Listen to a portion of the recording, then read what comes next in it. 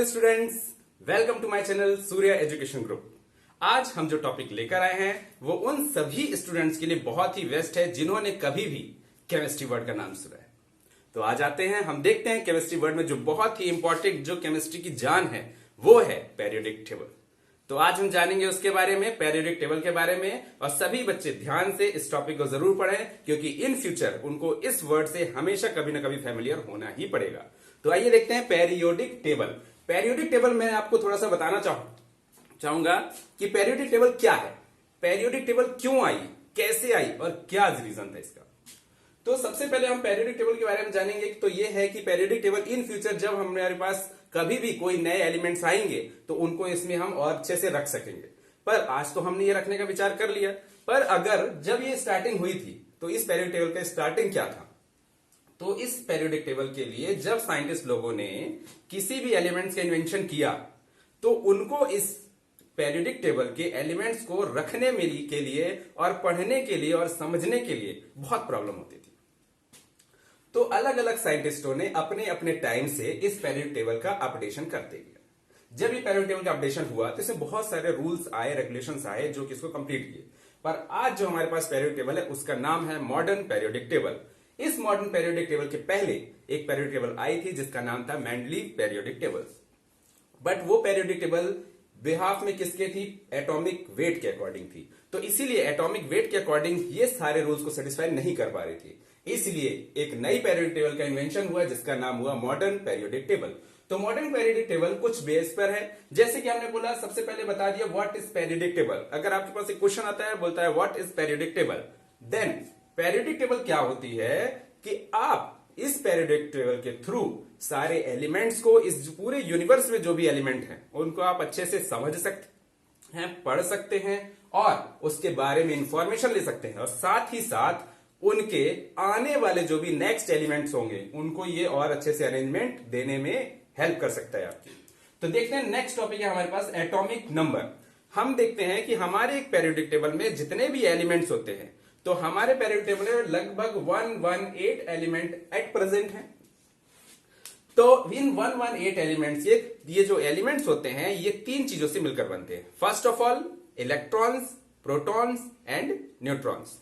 अब ये electrons, protons और न्यूट्रॉन्स जो हमारे पास एटॉमिक मास, एटॉमिक नंबर होता है, एटॉमिक नंबर जो है वो हमें दिखाता है कि कौन सा इलेक्ट्रॉनिक नंबर उसका किस पेरियोडिक टेबल में कौन सी उनकी पोजीशन है।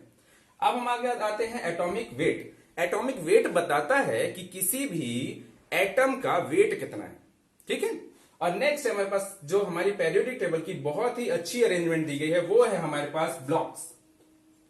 हमारे पास पेरियोडिक टेबल में 4 ब्लॉक्स है।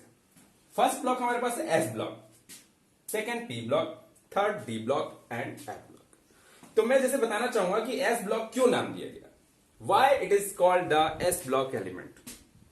तो जैसे कि एस ब्लॉक एलिमेंट है, हमने ऑलरेडी सुना हुआ है, जिन्होंने कुछ थोड़ी सी अगर केमिस्ट्री पढ़ी होगी तो उन्होंने ऑफ-बाउ रूल का नाम सुना होगा। ऑफ-बाउ रूल जो है वो बहुत ही बेस्ट रूल्स होता है जो कि इस पेरियोडिक टेबल को सपोर्ट करता है।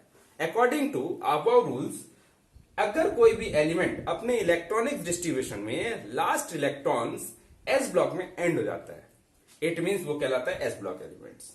फिर हम नेक्स्ट की बात करते हैं, अगर कोई एलिमेंट्स अपने इलेक्ट्रॉनिक कॉन्फ़िगरेशन में पी ब्लॉक की बात करता है तो वो पी ब्लॉक क्या कहलाता है, पी ब्लॉक एलिमेंट कहलाता है। फॉर एग्जांपल मैं आपको एक एग्जांपल देता हूं, जैसे कि हमारे पास है एक सोडियम हमारे पास है Na के पास कितने इलेक्ट्रॉन्स हैं, Na के पास इलेक्ट्रॉन्स हैं 11।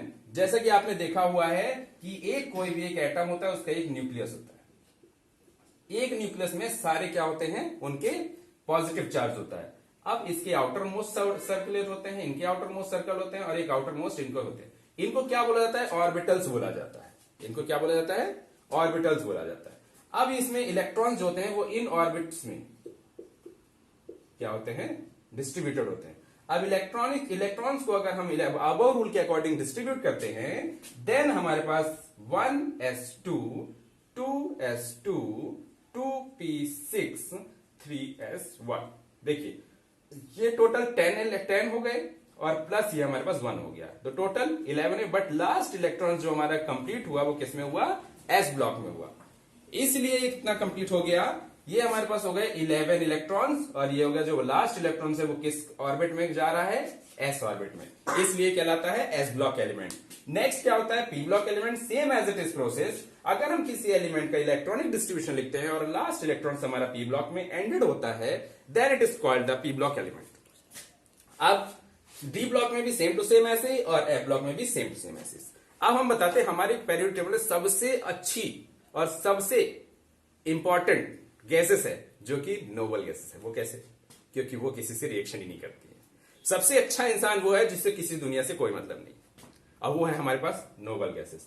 जब पीरियोडिक टेबल बहुत सारी आई थी, उन पर नोबल गैसेस की कोई प्लेस नहीं थी, क्योंकि उनको कोई भी एटम जैसे उनको वो रिएक्शन ही नहीं करता था, ना वो उनमें इलेक्ट्रॉन डोनेट करने की प्रॉपर्टी थी, ना ही उनकी इलेक्ट्रॉन रिसीव करने की प्रॉपर्टी थी। तो ऐसे गैसेस के लिए हमारी पीरियोडिक टेबल में एक ग्रुप दिया गया है जो है 80 ग्रुप। इसको क्या बोलते हैं? Zero group, noble gases group बोलते हैं।